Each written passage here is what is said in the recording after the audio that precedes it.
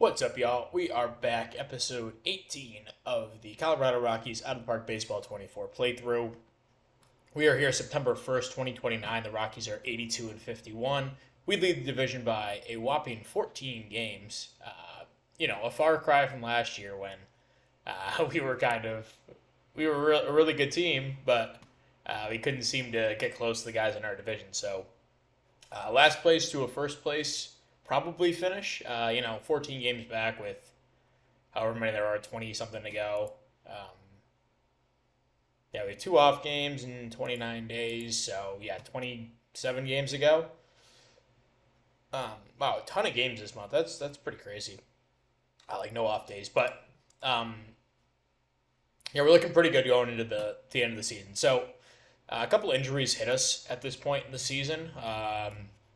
August wasn't. It was a pretty good month, I think, for us. Let me check really quick. Yeah, we went 18 and 12 in August, 15 and 11 in July. Sorry.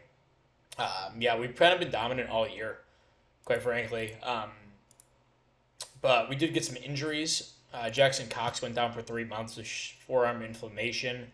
He was having a pretty nice year between the rotation and bullpen, mostly pen, but he had made a couple starts for me, but he'll be out for the rest of the year. Jose Alvarado, who is having a sensational season as my closer, he goes down with shoulder soreness about a week ago. He'll miss 2 more weeks at this point. But we did bring in Edwin Diaz, who has been good. He had this one bad game, but besides that, he's been really good for us. I should put him in as the closer if I have to do this. And maybe we'll go with Garcia. Actually, maybe we'll go with Phil Pop here in the 7th. Other injuries, Evan Phillips, I guess he has an injury diagnosis pending. Brent Krebs went out. That was tough. He was our leadoff hitter for most of the year. Went out with a fractured ulna, which is in his arm, and he'll be out for 4 to 5 more weeks. So could be back for the start of the playoffs, but that was his second injury, I believe, on the year. He just hamstring strain that kept him out for a good amount of the season. So he'll probably finish the year playing about a little less than half the year. Not what we like to see, but he'll come back next year and hopefully be a good player for us. And then a couple of day-to-day injuries. Connor Griffin just called up at the beginning of September. Well, just today, I guess. Derek McConnell, who is a pretty nice prospect. We got in a trade with, I forgot to change their, it's not Jacksonville, it's Las Vegas, but this guy we got in the McCade Brown trade, who has been very good for Las Vegas, but whatever. He's up in the majors, that was my point. And then Ford Thompson, we also called up a couple weeks ago, throw into the rotation. And he's had a couple nice starts, keeping down the walks, has a ton of strikeouts. Excited for him. And then this is what the rest of the rotation looks like. As for the lineups, it's the expected guys. This is all levels. The expected guys are doing well. Dansby Swanson actually leads in WAR. I didn't know that. A 108 WRC plus, but a really nice defensive season. He's been great. But he'll probably hit free agency. Yeah, he's going to want a ton of money. But we'll get a qualified offer for him. And then Casey Cunningham, who we just called up, our former first-round pick a couple of years ago, was hitting really well in AAA. 335 average. Even though the WRC plus wasn't that crazy, but he's ready for the majors. So we called him up. He's starting at second base while Krebs is out, but he'll be my shortstop next year. And Churio, Veen, Betancourt, all above 3 WAR on the season. Blyce at 2.9 WAR, despite just playing 72 games. Holcomb, pretty nice season. He's fallen back from the good start he had, but he's playing a really nice third base and has been a nice player. And then, Drew Romo, the bat has fallen off from last year, but still really a defensive catcher. Daniel Covett has been awesome since he's come up. He's been like the one power hitter in our lineup, I would say. The 60 home run power has played well in our park, and he's been really good. He's starting against lefties every other game. I'm putting in Wyatt Langford every other game as well. I want to get him some at-bats as we go down the stretch. Um, so you could make an impact for me, basically, as we head toward the playoffs. And Wilkow has been much better of late. Um, he had a rough start to the year. He hasn't hit any for any power, which is a little concerning, but um, he walks 12.5% of the time, and I think he's only going to get better. So, not too concerned about him. Then we'll see what Griffin brings to the table. Um, yeah, the pitching staff's been good too. Rodriguez has been our best pitcher, and then Senga and Reinwold have been really solid. No complaints with them, and then Chris Wood has been okay. Not, I think he got off to a nice start, right? Um, yeah, I mean April and May he was good, and then June, July he fell off, and August he's been about where he's been all year. So we'd like a little bit more from him. If we need to, we'll make some changes down the stretch. There was one big injury that I need to report down in the minors. Tanner Witt blew out his elbow, torn UCL, so he'll have Tommy John be back in 12 months. Really unfortunate. I did send him down to the minors, but I still had hopes that he would, eventually be able to make an impact on our major league team. But we'll have to wait until probably 2031 for that to happen. So really unfortunate for him. He was having a horrible season, but there was still hope for him, and yeah, it just sucks. This is a former second round pick, Jonathan Blevins. He broke his kneecap, has missed most of the year. Just a little update on some prospect stuff. Anything else? Philpott's in the major, Thompson's in the majors, Griffin's in the majors, McConnell, Cunningham. So like 6 of our top 9 prospects are in the majors. So this fourth rate ranking is probably going to drop pretty soon. And a lot of our other guys are in the low minors, like Jaime Cooper's in high A ball. Walking way too many guys. I didn't realize that was an issue for him. A ball, he wasn't nearly as bad. And Cesena has struggled mightily in A ball this year. Actually rookie ball as well, but I called him up to A just because he's 21. I want to get him going. And yeah, he can't get the strikeouts under control at the moment, so I'm not sure what to do with him. Yeah, it's why those high school guys or those young guys are just like, you can never bank on them working out. So, yeah, I mean, there's not really much to update on. It's not really worth going through all of September on camera, so we'll just sim up to probably the playoffs unless things get interesting, which I don't think they will. But yeah, we'll come back playoff time. All right, so the Rockies wound up finishing 97-65, our best record of the save so far. Third in runs scored on the year, top 5 in most offensive categories.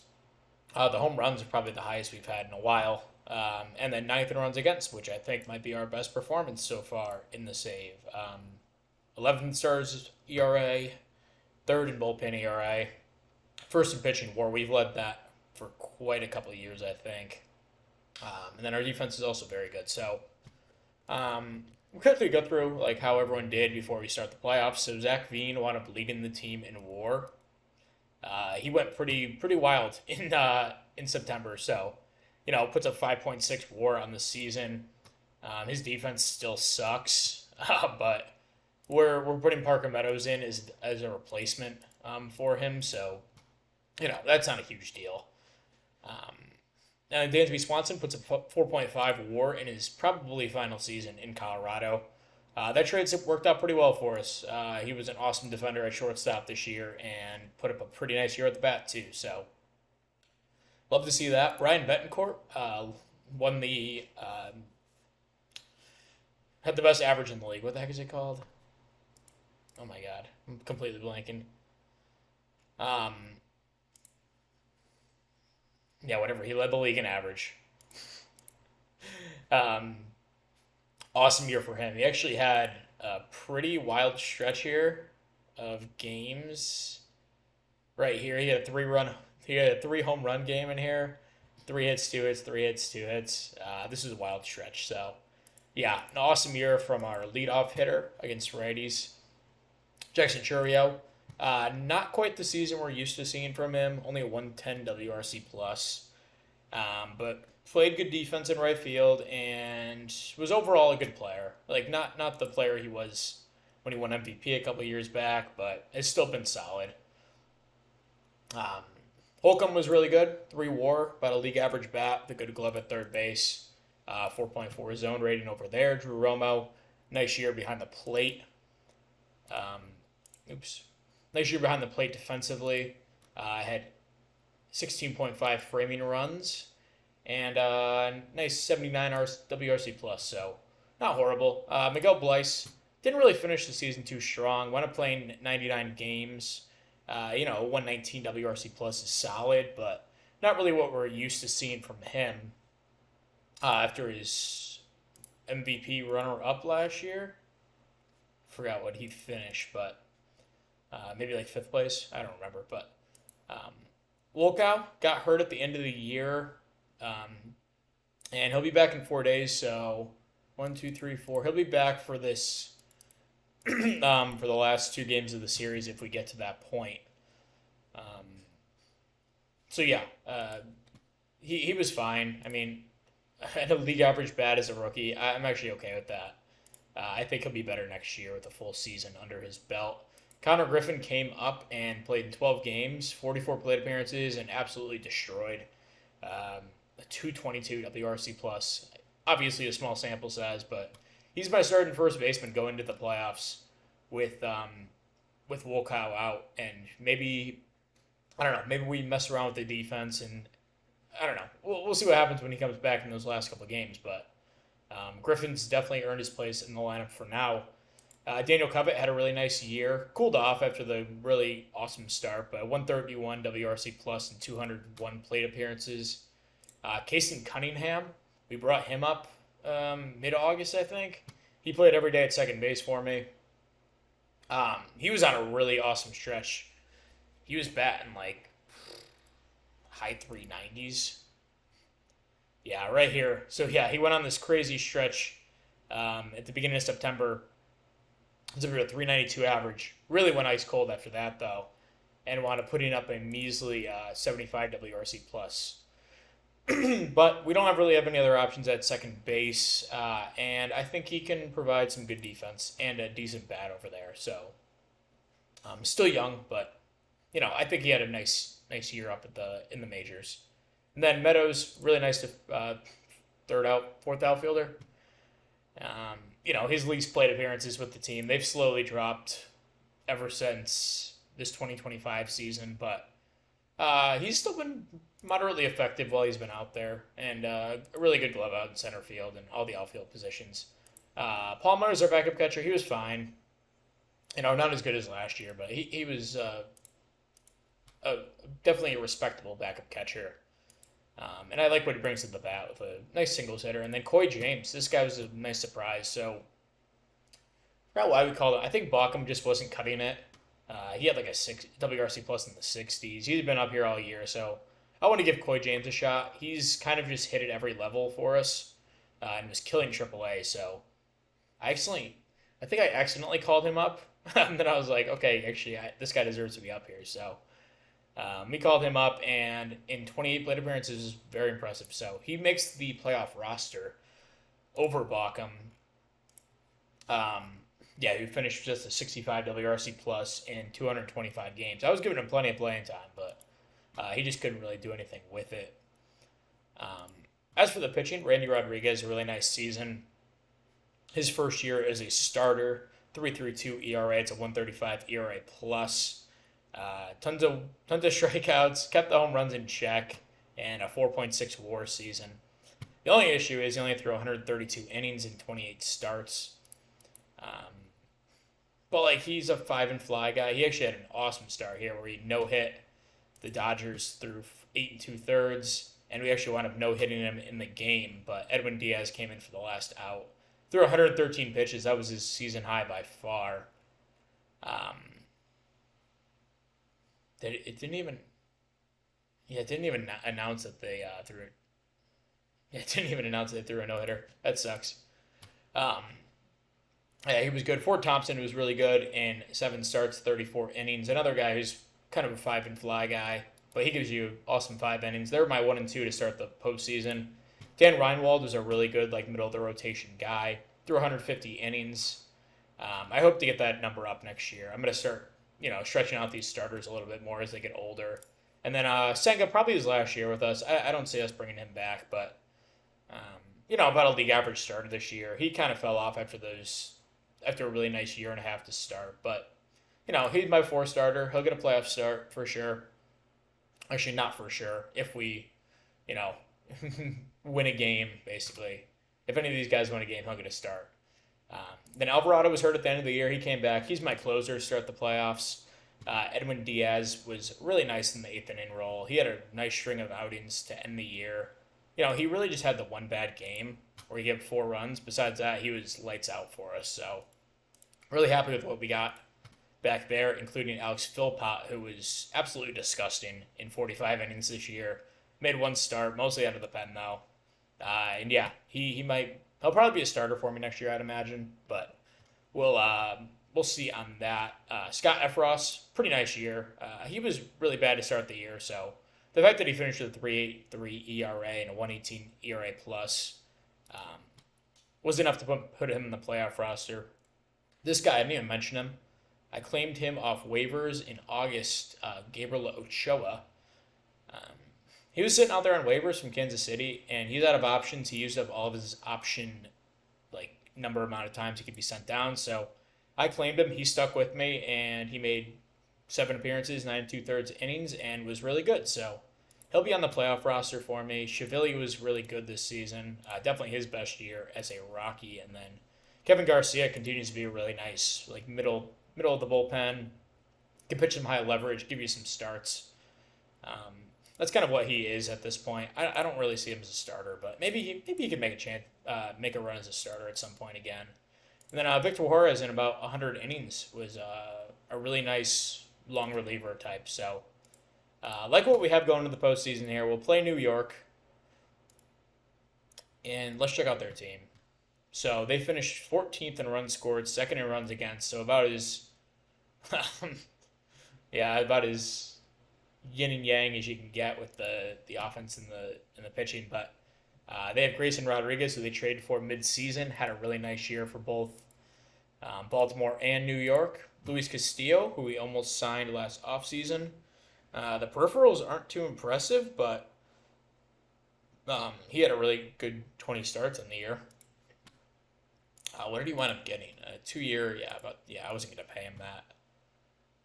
Brian Rivera, pretty nice 3-starter here, and Ryan Nelson, a really solid 4 as well. So their bullpen looks good too. They finished 2nd in bullpen ERA, 2nd in starters ERA. The offense, Ronnie Mauricio, about a league average hitter. Jeff McNeil, league average. Jet Williams, a little bit better than league average, but there's not really anyone in here who scares you. I guess Pete Alonso could run into one. This guy, Pereira, could. Nimmo's not the player he used to be. Looks like injuries have taken the toll. And Lindor, Lindor is probably the best hitter, and he's batting 7th in lineup. So, did we have this guy at one point? We did, okay. Trade him with Eddie Botello. How's he doing? Or he was a pretty decent prospect at the time. Oh, yeah, this was in the Senga trade, duh. Botello looks like he's doing okay. He's up in high A, so, you like to see that for them. And then Luciano with the Twins now. And, Kim, they're starting center fielder. Not much of a hitter, but a really nice defensive center fielder. Okay, anyway. And then Pat Wildman, I guess. Oh, nice defensive catcher. Okay. So, game 1. It'll be Rodriguez on the mound. And we win 10-2. So we get to the great pitching staff. Rodriguez gets roughed up quite a bit. Rodriguez on our side, 4 1/3, 2 runs. We'll take that. And then Efros gives us 4 2/3. What a performance that was. And then Alvarado to close it out. Blaze 3 hits, 3 ribbies. Veen a couple ribbies as well. And Cunningham, 2 hits, 3 RBIs. Nice game for the offense and pitching. So game 2. It is Thompson on the mound for us against Luis Castillo. So we get to Castillo as well. Wow, that seemed to work out well for us. Thompson gives us a quality start, and then Ochoa and Garcia to close it out. Tons of offense here. Griffin, Holcomb, Swanson, Romo, Cunningham all have multi-RBI games, and Blyce, sorry. And then Churio drove in a run as well. With being the only guy hitless in the game. So we go to game 3. It'll be Reinwald on the mound. Yep. So Dan Reinwald will be on the mound against who do they have? They have Ryan Nelson going. So looking to complete the sweep. And Victor Juarez is hurt. That's not good. Okay, so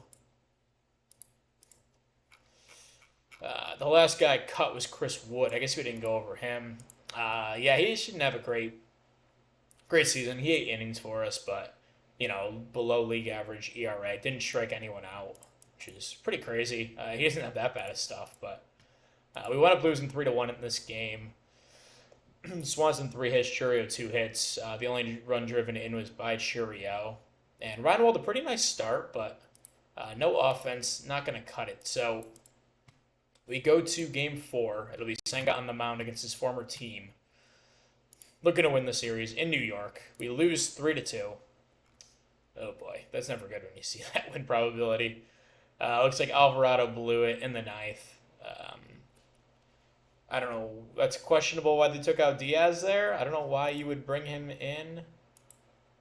Oh, I guess that was the 8th inning. Okay. I don't know why you would take him out in the 8th. That makes no sense. But Senga has an awesome start. Just blown by the bullpen there. So you don't like to see that. The series is now tied 2-2. We go back to Colorado for game 5. It'll be our ace Rodriguez on mound against their ace Rodriguez. And we win 9-0. Win our first playoff series of the save. And Churio 4 hits, 3 ribbies. Blyce drives in 6 runs on 2 hits. Looks like he had a pair of 3-run home runs in the game. And Churio had a 3-run home run as well. And Rodriguez 5 one-hit innings. Love that. And then Chivili and Wood close it out. So, actually, oops, I forgot to put in Wolkow. That sucks. Whatever. I probably wouldn't have played him anyway. Or maybe I would have. I don't know. But anyway, we can reset our lineups here. So, Holcomb was pretty rough last series. Let's go to Wolkow here against righties. We'll stick with Holcomb against lefties. And yeah, this looks like a fine lineup. Yeah, I'm cool with that. So we will now play Pittsburgh in round 2. They, I believe, knocked us out a couple of years, or our first playoff appearance in the save. Still got they have Ezekiel Tovar now. He had 20 home runs this year, apparently. Looks like the power is back for him. But well below league average hitter. 1.4% walk rate. Yikes. Tamar Johnson, what was he? He was a first-round pick, yeah, in real life. Former top prospect, didn't really pan out, it looks. They got this guy, Jose De Paula. Awesome player. Nice young bat for them. And Jake Zawinski is still here. Looks like he had a nice extension from them. And, yeah, I mean, that's pretty much all their offense. Their 8th in runs scored. Mike Burrows is an awesome pitcher for them. Luzardo's pretty good. And then a couple average pitchers here, it looks like. So, 86 and 76. And we'll see if we can take them down here and advance to the World Series.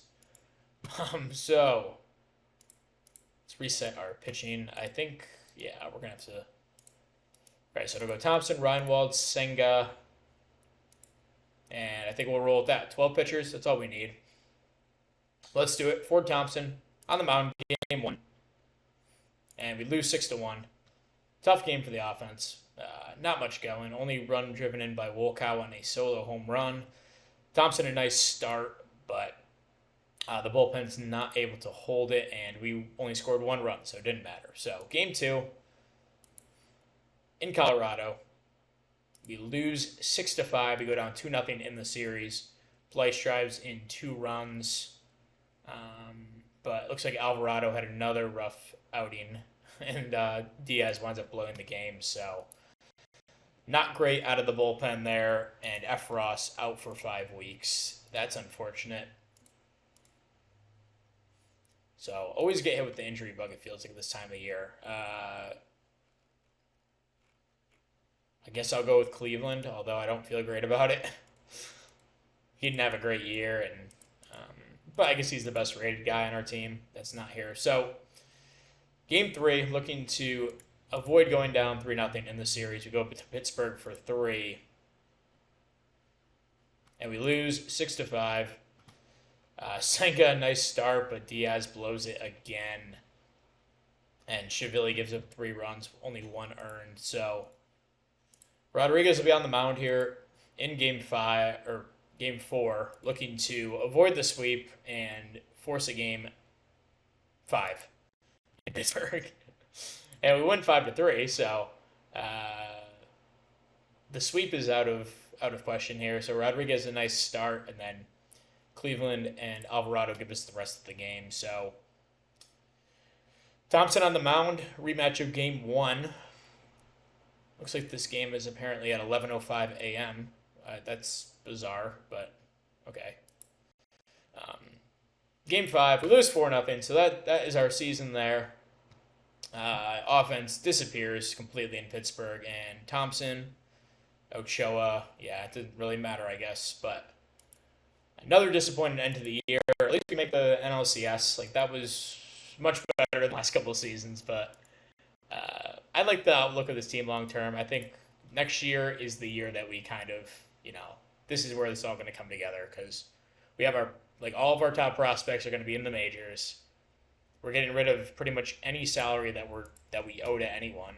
Like Senga and Swanson both off the books.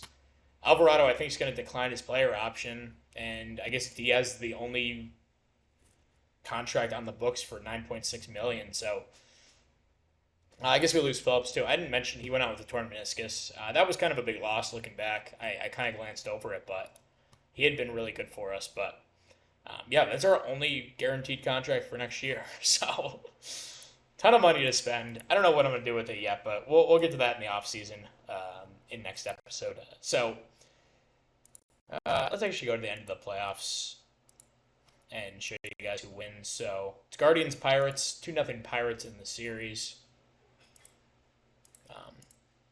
Let's do the screen. So Pirates up 3-1, and Pirates win the World Series. So there you go.